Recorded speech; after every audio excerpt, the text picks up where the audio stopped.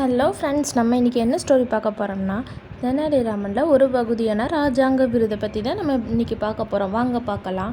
அதாவது அரண்மனையில் ஒரு நாள் ராஜ விருந்து, பெரிய ராஜ விருந்து சூப்பராக நடைபெற்று இருந்திருக்கு. அதில் யார் யார் கலந்துக்கிட்டாங்கன்னு பார்த்தோம்னா, ராஜகுருவும் தெனாலிராமனும் இருந்திருக்காங்க. நல்லா அந்த உணவை ரசித்து ரொம்ப ஹாப்பியாக சாப்பிட்டுட்டு வந்துட்டுருக்காங்க.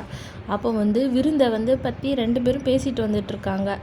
ஒரு மண்டபத்தில் உட்காந்து சாப்பிட்டெல்லாம் முடிச்சுட்டு சவகாசமாக உட்காந்து பேசிகிட்டு இருக்காங்க. அப்படி பேசிகிட்டு இருக்கும் போது ராஜகுரு சொல்கிறாரு, இந்த விருந்து உடலுக்கும் உள்ளத்துக்கும் நல்ல சுகம் அளிக்கிறது என்று சொல்லிட்டாரு.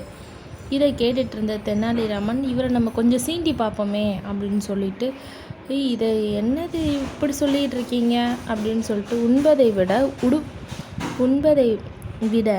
உண்டதை கழிப்பதில் தான் நல்ல சுகம் அப்படின்னு சொல்லிட்டாரு. இதை கேட்டுட்டு, என்ன இப்படி சொல்லிக்கிட்டு இருக்க, ராஜாங்க விருந்தெல்லாம் பழிக்காத ராமா, இது போன்ற விருந்து உண்பதே தனி சுகம்தான்.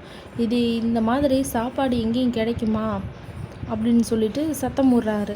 உடனே ராமன் சும்மா இல்லாமல், இல்லை நீங்கள் சொல்கிறதெல்லாம் கிடையாது, எனக்கு எப்பயுமே உண்பதை விட கழிப்பதில் தான் தனி சுகம் அப்படின்னு சொல்லிட்டு ராமன் சொல்கிறாரு. இதை உங்களுக்கு ஒரு நாள் நான் நிரூபித்து காட்டுறேன் அப்படின்னு இருக்காரு.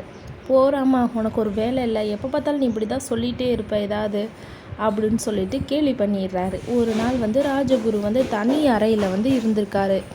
இருந்த சமயம் பார்த்துட்டா அவரோட ரூமை ராமன் பூட்டிட்டு போயிருந்தார் வெளியில்.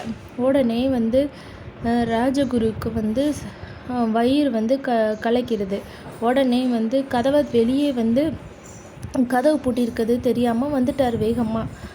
பார்த்தா ராமன் நிற்கிறாரு. ராமா, கதவை உடனே திறன்னு சொல்லி சத்தம் போடுறாரு. ரொம்ப நேரமாக ராமன் திறக்கவே மாட்டிட்டாரு. ரொம்ப அவசரத்தில் தவிச்சிட்டாரு ராஜகுரு. அவரை கொஞ்ச நேரம் நல்லா தவிக்க விட்டுட்டு கொஞ்ச நேரம் கழித்து ராமன் கதவை திறந்து விட்டுருக்காரு. அவர் வேகமாக வெளியே கழிவறையை நோக்கி ஓடினார். அப்புறம் கொஞ்ச நேரம் கழித்து வெளியே வந்ததுக்கப்புறம் ராஜகுரு பெருமூச்சு விட்டு தெனாலிராமன்கிட்ட பேசியிருக்காரு. அடேங்கப்பா ராமா, நீ சொன்னது தான் சரி, கழிப்பது தான் தனி சுகம்தான் அப்படின்னு சொல்லியிருக்கிறாரு.